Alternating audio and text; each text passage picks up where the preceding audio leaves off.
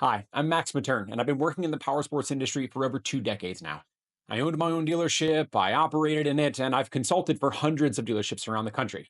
And in those dealerships, I've tried to help them better understand their customer base and how to give them a better experience. Now, my team and I have been developing a tool to do exactly that for every dealership across the country, and that's called DealerPoint.io. Now, let me show you a little bit about what it is and how it works. To best understand what dealer point is, we need to understand more about the customer, or specifically the customer's life cycle. And to do that, we're going to look at a timeline of their life cycle. Now, we've studied tens of thousands of customers' life cycles, and they look something like this. They all start with a major unit purchase with apparel. Then they visit again for a first service. We see them for an annual service. Then 12 months later, a second annual, before usually an apparel replacement, and then a final third annual service, which is where we see them in the data.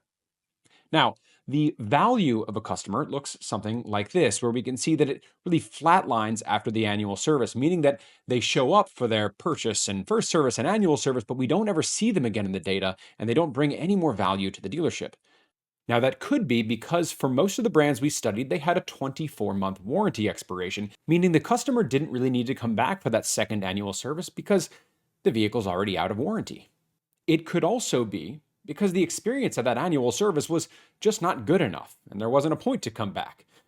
Now, whatever the reason is that the average customer doesn't show back up after that first annual service, it's still a disservice to the dealership because we don't have them coming back for the annual service or the apparel replacement or even that last annual service. And the worst part about that is that this 40-month point of the third annual service also happens to be the highest trade probability for a customer. So if we think about the lifetime of the average customer being only 1.1 years, it means that we need to start keeping customers around 2.5 times longer to get them to that second or third unit. Now, to understand maybe why vehicles are being traded at 40 months now, we need to look at a little bit of financing details. And of all the units we studied, the average customer financed their unit for 60 months. Now, as you can see here, we've got the balance in value showing the positive and negative equity positions over time. And at 40 months, the customer has about 20% of their original purchase price as equity.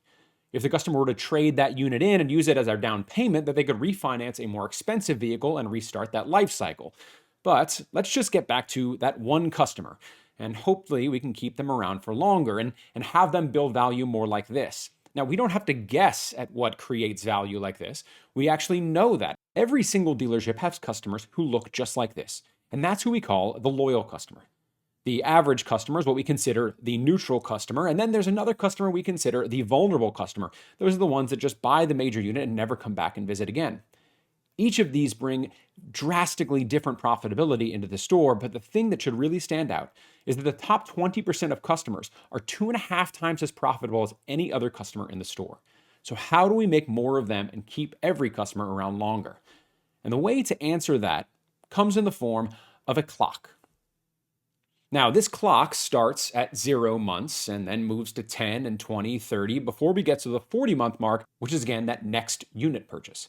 Here are the other major milestones, and as you can see, there are many blank points in the life cycles that we can re-engage with the customers, but they're not standardized yet.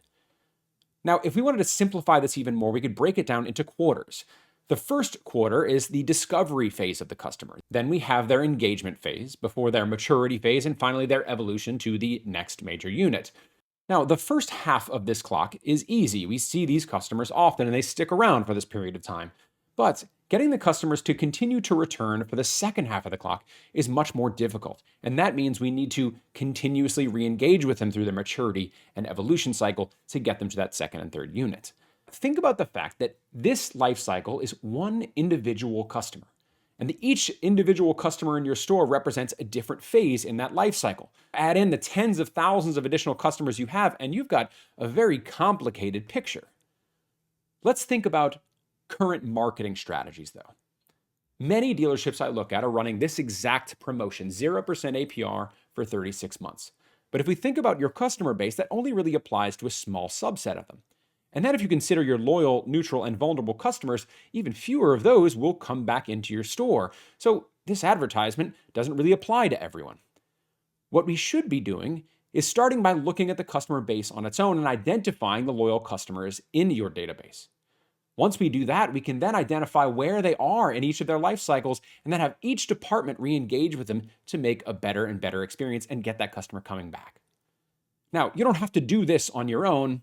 It's already been created for you. And this is DealerPoint.io.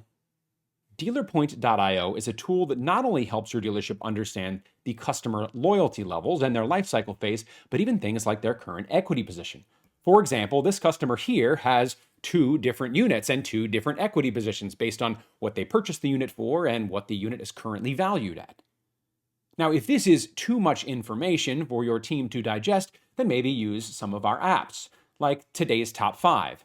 Now, Today's Top 5 takes all of that information and boils it down to the 5 most important contacts that should happen today, and we can see similar information about each customer. Now, maybe this customer isn't necessarily a great one because, well, they already sold that unit, so we can swap that customer out and still provide you one of your top 5 customers for that day.